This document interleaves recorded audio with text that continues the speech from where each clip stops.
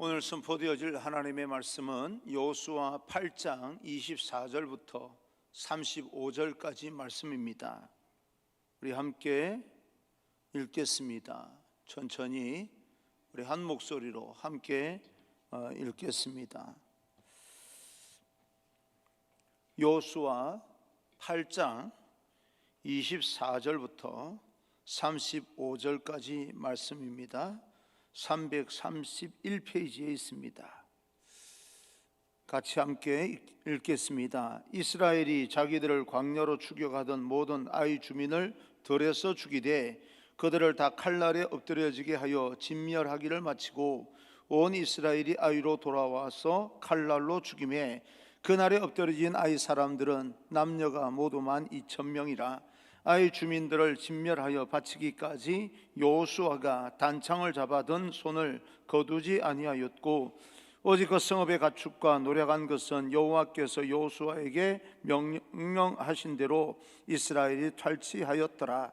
이에 여호수아가 아이를 불살라 그것으로 영원한 무더기를 만들었더니 오늘까지 황폐하였으며 그가 또 아이 왕을 저녁 때까지 나무에 달았다가 해질 때에 명령하여 그의 지체를 나무에서 내려 그 성문 어귀에 던지고 그 위에 돌로 큰 무더기를 쌓았더니 이것이 오늘까지 있더라.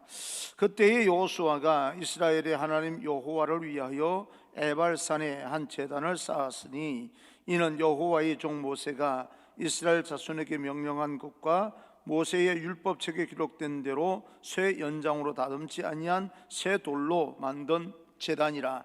무리가 여호와께 번제물과 화목제물을 그 위에 드렸으며 여호수아가 거기서 모세가 기록한 율법을 이스라엘 자손의 목전에서 그 돌에 기록하며 온 이스라엘과 그 장로들과 관리들과 재판장들과 본토인뿐 아니라 이방인까지 여호와의 언약궤를 맨 레위 사람 제사장들 앞에서 궤의 좌우에 서되 절반은 그립선산 앞에 절반은 에발산 앞에 섰으니 이는 전에 여호와의 종 모세가 이스라엘 백성에게 축복하라고 명령한 대로 함이라. 그 후에 여호수아가 율법책에 기록된 모든 것대로 축복과 저주하는 율법의 모든 말씀을 낭독하였으니 모세가 명령한 것은 여호수아가 이스라엘 온 회중과 여자들과 아이와 그들 중에 동행하는 거류민들 앞에서 낭독하지 아니한 말이 하나도 없었더라. 아멘. 우리 앞뒤 좌우 인사합니다. 축복합니다. 성령 충만 행복하십시오. 인사합니다. 축복합니다. 성령 충만 행복하십시오. 우리가 살아가다 보면 그런 생각을 요즘 들어서도 저도 많이 합니다. 사업이든 인간관계든 심지어 인간관계도 마찬가지겠지요. 우리의 인생 가운데 뭔가가 잘 풀려나간다, 잘 나간다라고 할 때 교만할 필요도 없고요.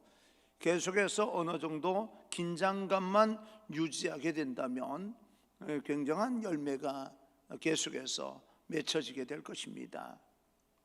우리가 이 육체도 그런 것 같아요.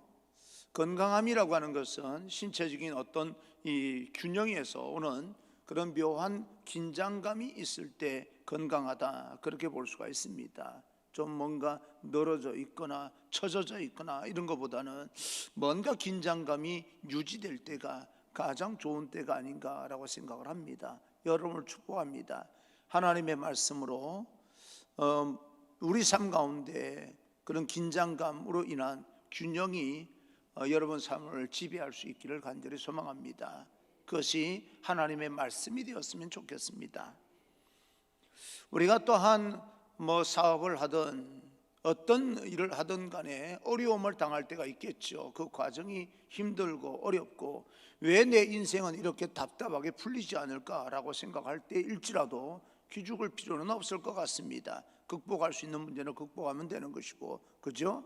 그리고 또 우리가 하나님께서 우리에게 주시는 말씀과 지혜로 정말 포기해야 될 것이면 포기하는 것이 옳은 일일 수도 있겠습니다. 그러나 하나님께서 우리에게 능력을 주시면 우리는 모든 것을 극복하고 승리할 수 있겠기에 시간이 또 하나님의 때가 있고 내가 생각한 때가 있기 때문에 그때는 믿음으로 기다림이라고 하는 그런 시간을 기도로 보내는 것이 대단히 중요하다라고 생각을 해봅니다. 그러면 잘 나갈 때 교만하지 말고 잘 안 된다 싶을 때도 기죽지 말자, 그런 생각을 해봅니다. 교회도 마찬가지예요. 교회가 크다고 목에 힘줄 것도 아니고요, 교회가 적다고 해서 기죽을 것도 아닙니다. 왜냐하면 교회는 하나님께서 얼마만큼 기뻐하시는 교회냐라고 하는 것이 중요하기 때문에, 물론 우리가 세상을 살기 때문에 세상의 눈에 비치는 그런 어떤 덩어리나 또 여러 가지 모양새가 무시할 수는 없습니다. 우리는 그런 어떤 성취감을 통해서 개인적인 자신감을 가질 수도 있기 때문에 무시할 수는 없습니다. 그러나 또 다른 영적인 관점에서는 교회가 크다고 목에 힘줄 것도 아니고요, 교만할 것도 아니고, 교회가 적다고 해서 기죽을 것도 아닙니다. 자, 다만 하나님께서 지금 내 모습을 어떻게 여기실까라고 하는 것이 사실은 더 중요하다라고 하는 겁니다. 오늘은 말씀 안에 승리의 길, 축복의 길이 있습니다 라고 하는 제목으로 여러분에게 말씀을 전하겠는데요, 여호수아와 그의 군대가 드디어 아이성을 점령합니다. 성경 말씀을 수요일마다 여러분에게 좀 부목사님들 설교할 때도 있고 그래서 아이성 이야기가 몇 주 계속된 것 같아요. 그래서 좀 지루한 감도 없잖아 있었을 텐데, 역사가 가만히 이렇게 보게 되면 단번에 이루어지면 얼마나 좋겠습니까? 그러나 좀 지루한 감을 느끼는 그런 어떤 상황 가운데서 긴장감을 가지고, 그럼에도 불구하고 중간중간에 포기하지 않냐고 믿음으로 버티고 견뎠더니 이런 열매가 주어졌더라라고 하는 일들이 얼마나 많습니까? 참 이 아이성 사연도 많았고, 그죠? 여러 가지 과정이 필요했습니다. 출애굽할 당시에 이스라엘 백성들은 결국 광야에서 하나님을 신뢰하지 않음으로써 제1세대는 가나안 땅에 들어가지 못하고 모두가 죽었습니다. 갈렙과 여호수아만 들어갔지요. 그리고 여호수아 군대가 아이성에서 패배한 이유도 하나님을 신뢰하지 않고 하나님의 공급하심을 믿지 못하고 말씀을 어기고 순종하지 아니하고 전멸하라고 하는 전리품을 그들이 숨긴 결과입니다. 한 사람이 숨겼다 할지라도 그 한 사람을 인하여서 공동체가 이렇게 큰 아픔을 겪었습니다. 같은 이유로 한 세대가 죽었고, 그 이후 세대는 전쟁에서 쓰라린 패배를 느끼는 그 장면이 이스라엘 이 역사입니다. 하나님의 말씀을 순종하지 않음으로써 광야에서 한 세대가 죽었고, 하나님의 말씀을 순종하지 않음으로써 그 공동체가 아이성에서 처절한 그런 패배를 맛보게 됩니다. 이제 말씀대로 다시 회복하게 되자 어떤 원인들, 하나님께 불순종했던 그 원인들을 제거하고 믿음을 회복하게 되자, 말씀이 회복되자 아이성도 정복하게 되고 전리품도 취하게 됩니다. 좀 참았으면 하는 생각이 들고요, 처음부터 하나님의 말씀대로 그렇게 해라고 할 때부터 했으면 얼마나 좋았을까라고 하는 그런 생각을 해봅니다. 아까운 생명들 희생당하지도 않았을 것이고 모든 것이 평탄했을 텐데 너무나 안타까운 그런 장면입니다. 이것을 보면서 우리 삶에도 처음부터 그렇게 시작했더라면 얼마나 좋았을까라고 생각을 합니다. 시간이 지나고 나면요, 그런 것이 후회가 될 때가 있고 그렇습니다. 처음부터 하나님을 충분히 신뢰하지 않아서 우리 인생도 낭비의 시간도 있고 또 수고롭게 땀을 흘렸지만 열매가 없는 그런 인생을 살아가는 사람도 없잖아 있을 겁니다. 또 하나님께서 결국 주시고자 하는 것을 내가 먼저 얻고자 하다가 다 잃어버린 경우도 있습니다. 하나님께서 기다리게 되면 하나님의 때에 반드시 이렇게 세워주실 텐데 내가 그 결과를 만들려고 하다가 결국은 다 망가뜨리고 잃어버리는 경우도 참 많습니다. 그리고 하나님을 믿으면서도 하나님의 명령에 따라서 행동하는 것이 아니라 스스로 뭔가를 해보려고 이를 더 복잡하게 만드는 경우가 참 많습니다. 여러분에게 몇 번 예화를 들었나요? 제가 어릴 때 저희 어머니가 이 둥근 실타래를 하나 사오면요, 이제 신문지 같은 걸 크게 이렇게 막대기처럼 만들어서 거기에 감아요. 이렇게 그러면 제가 이렇게 손을 벌리고 있는, 그래서 이렇게 돌려가면서 하는데 이걸 감는데 말이에요. 그 실을 묶음 실을 가져와서 손을 이렇게 끼어서 이렇게 돌려가면서 돌리다가 마지막에는 둥글게 만들어지는 거죠, 그죠? 그러면서 풀어서 씁니다. 근데 저희 어머니가 갑자기 부엌에 나갈 일이 계셨어요. 그래서 잠깐 이 감는 실을 내려다 놓고 저보고 그대로 있어야 돼, 그렇게 말씀하고 갑니다. 그럼 저도 그대로 있으면 되는데 또 저도 욕심이 나가지고 이걸 살짝 풀어가지고요, 내가 그 어머니 감던 그 실타리를 안 감아보겠다고 하면 실이 다 엉켜버려요. 그 엉킴이 이제 그때부터는 이제 문제가 발생된 겁니다. 그래서 힘을 줘서 어떻게 풀어보려고 하는데 힘을 주면 줄수록 이게 실이 더 엉킵니다. 그러다가 저희 어머니가 부엌에서 오셔서 혼내키죠. 가만히 있으라 그러면 가만히 있을 것이지 지독하게 말을 안 듣는다고 저보고 야단을 쳐요. 보세요, 지독하게 말 안 듣게 생겼잖아요. 그래서 어머니한테 한참 혼나고, 그리고 어머니가 푸는 걸 이렇게 보게 되면 또 그 어머니 손에 들어가면 이게 다 해결이 됩니다. 이래저래 설렁설렁 또 힘을 빼고요, 실을 이렇게 정리를 하고 나서 다시 가지런히 하고 제 두 손을 벌리게 하고 또 그걸 끼워 놓고 다시 실타리를 감기 시작합니다. 그런 경험을 참 많이 했어요. 여러분, 우리가 이 세상에 살면서 우리 인생이 정말 힘을 줘서 뭔가 열심히 해서 되는 일도 있겠지만 사실 힘을 빼고 하나님 앞에 모든 것을 의지해야 되는 일이 훨씬 많습니다. 그래서 하나님 말씀대로 우리는 순종할 필요가 있다는 이야기입니다. 아이성의 전쟁이 어떻게 끝나는지 이제 그 모든 결말의 내용들을 설명하고 있습니다. 24절입니다. 24절, 이스라엘이 자기들을 광야로 추격하던 모든 아이 주민을 들에서 죽이되 그들을 다 칼날에 엎드려지게 하여 진멸하기를 마치고 온 이스라엘이 아이로 돌아와서 칼날로 죽이매 라고 이야기를 합니다. 진멸하다라고 하는 말이 굉장히 중요합니다.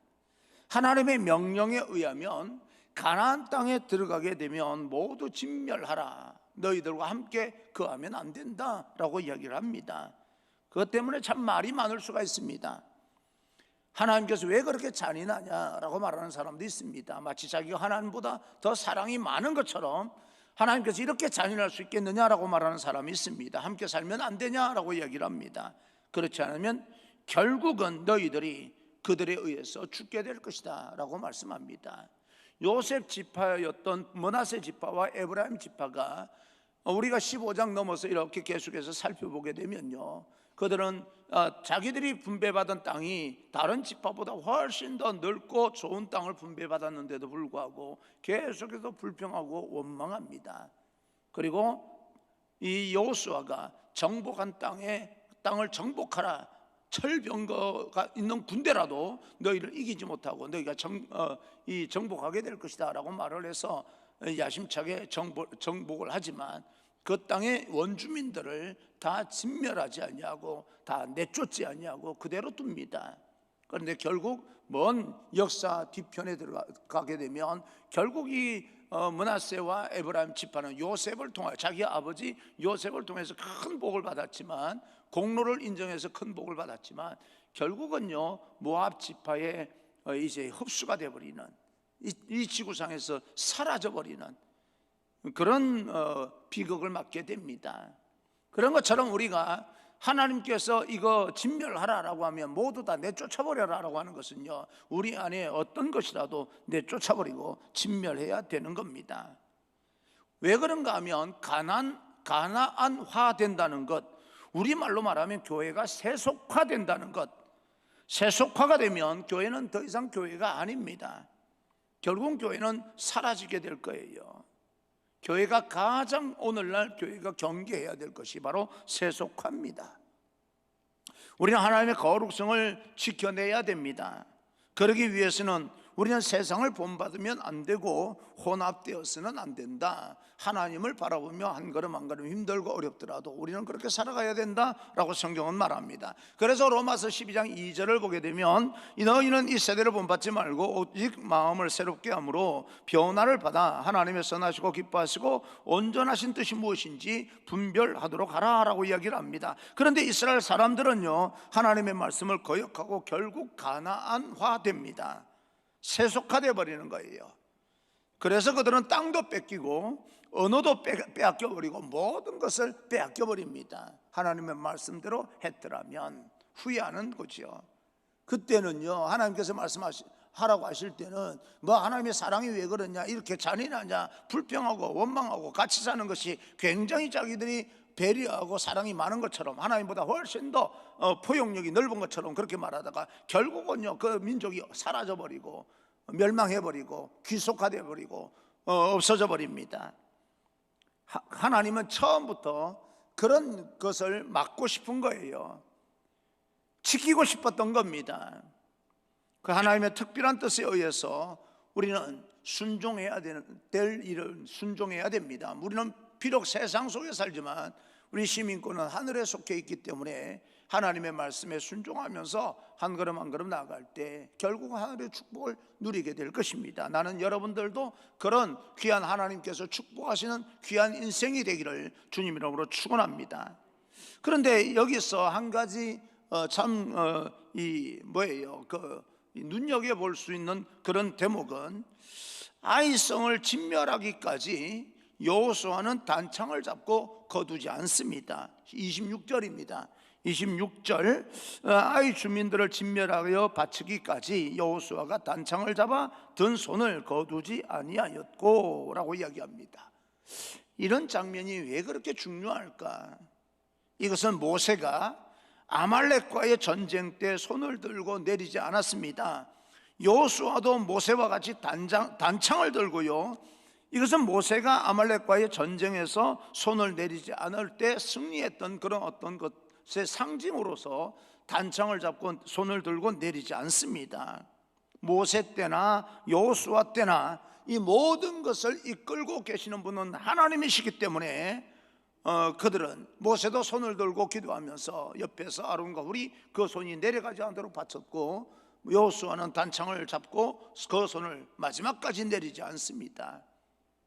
오늘날 저도 마찬가지로 그렇고요, 또 우리 기획위원회, 우리 부목사님들, 전도사님들, 속장들과 인도자, 선교회장님들, 나름대로 교회 안에서 직분을 가지고 리더라고 생각하시는 분들은 코로나 바이러스가 끝날 때까지 여러분이 신앙적인 긴장감을 놓치면 안 됩니다. 그저 지나가면 시간이 지나가면 지나가겠지, 일상이 회복되겠지라고 하는 그런 마음으로 이 모든 시간을 보낼 것이 아니라, 여러분이 집에 가장이면 가장인 대로, 또 여러분 어느 공동체의 리더면 리더로서 그 자리에서 이런 긴장감을 놓치면 안 됩니다. 마지막까지 모세가 손을 들고 있어야 승리했던 것처럼 여호수아가 단창을 들고 손을 내리지 않아서 모든 것이 다 끝나는 것처럼 우리들도 끝날 때까지 신앙의 긴장감을 유지하면서 그 이유를 생각하고 하나님 앞에 나와 기도할 때 기도하고 예배드릴 때 예배하고 마음의 긴장감을 놓치면 안 됩니다. 우리에게도 모든 상황이 끝날 때까지 우리와 함께 하시는 분, 그래서 마지막 끝을 내시는 분은 하나님이시기 때문에 우리는 그 하나님을 의지하는 그 신앙의 긴장감을 계속해서 유지해 나가야 되겠다라고 하는 겁니다. 그러기에 다음 세대 우리 자녀들에게도 반드시 물려줘야 하는 것은요, 인생의 시작과 끝은 결국은 하나님께서 결정하는 것이다 라고 하는 신앙을 물려줘야 됩니다. 결국은 시작과 끝은 하나님께서 결정짓는 것이지 내가 시작하고 내가 끝을 맺고 하는 것이 인생이 아닙니다. 우리가 자녀들 세대, 우리 자녀들에게 물려줄 것이, 예전에는, 요즘은 그런 어떤 세대가 그래도 어느 정도 이렇게 이제 지나가고 있는 것 같아요. 우리 세대는 지지리도 가난했어. 그래서 너희들에게는 가난을 물려주기가 싫어라고 하는 그런 세대는 점점 더 이제 통계학적으로 점점 더 줄어들고, 그죠? 이제는 우리가 이 경제 어떤 이 발전을 누리는 그런 세대가, 그 누리는 기간이 더 많았던 세대, 어른들이고 아이들은 당연한 거고요. 배고픈 시대를 추억으로 삼고 있지, 이제는 배고픔이 아련한 그런 어떤 기억으로, 추억으로만 남고 있지, 우리가 배고픔을 잊어버리고 좀 풍족하게 살던 시간이 더 많았던 그런 세대가 지금 세대가 아닌가라고 생각을 해보면, 우리가 그럴 때 이 지지리도 가난할 때를 기억하면서 너희들에게 가난을 물려주기 싫어라고 해서 그들에게 해주고 싶은 대로 다 해주는 그런 어떤 삶의 모습이 아니라, 이제는 우리 자녀들에게 그럴수록 좀 더 뭔가 풍성할수록 우리 자녀들에게 시작과 끝은 그럼에도 불구하고 하나님께 있는 거야 라고 신앙의 유산을 물려줄 수 있는 그런 부모 세대가 되기를 주님 이름으로 축복합니다. 27절입니다. 27절, 오직 그 성읍의 가축과 노력한 것은 여호와께서 여호수아에게 명령하신 대로 이스라엘이 탈취하였더라. 하나님이 드디어 주시는 거예요. 아간이 정말 안타까운 것은 여기까지만 기다렸더라면 그때 탈취한 것보다 훨씬 더 많은 하나님의 축복을 받고 살았을 겁니다.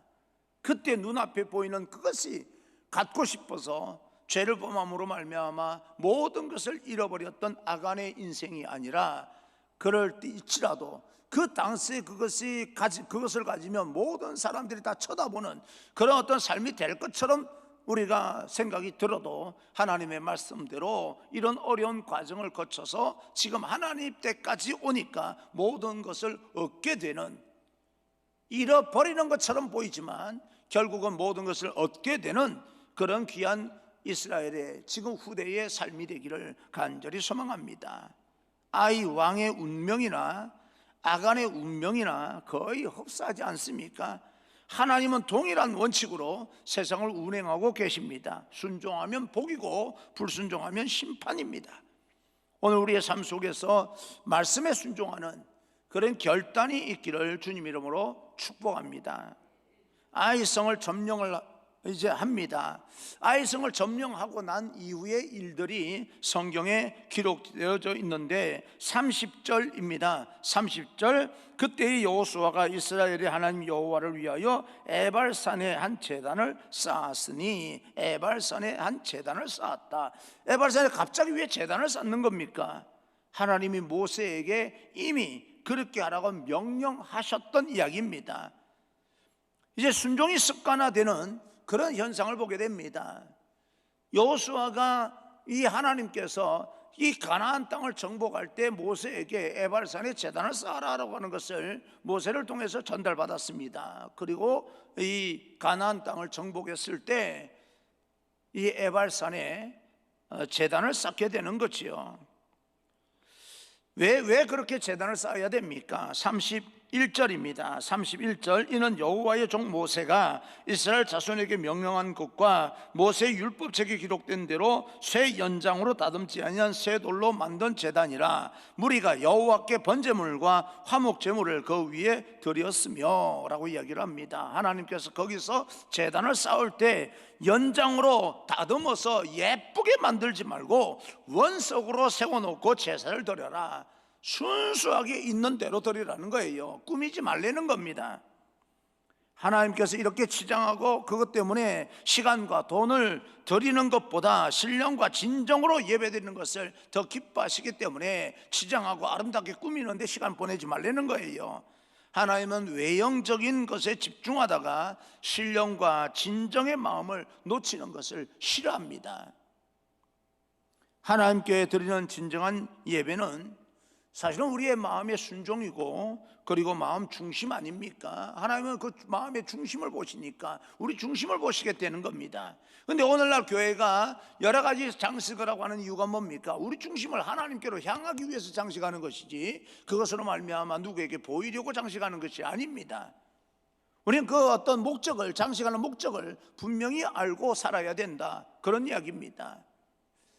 그러면 오늘날 교회가 왜 그렇게 아름답게 짓습니까? 라고 하는 사람들, 하나님께서 이렇게 말씀하셨는데 이렇게 하면 안 됩니까? 라고 말하는 사람들, 말은 틀린 말은 아닙니다. 그러나 오늘 우리들이 분명히 아셔야 될 것은, 우리가 교회를 그래도 여러 가지 예배의 상징과 신앙의 상징, 심벌을 이 어떤 그런 것들로 장식하는 이유는 하나님께 드리는 제사의 마음, 예배의 마음을 집중시키기 위한 도구이지, 그것의 마음이 뺏겨서 뭔가 자랑하고 싶고 그래서 꾸미는 것이 아니고, 그것이 또 아니기를 간절히 소망합니다.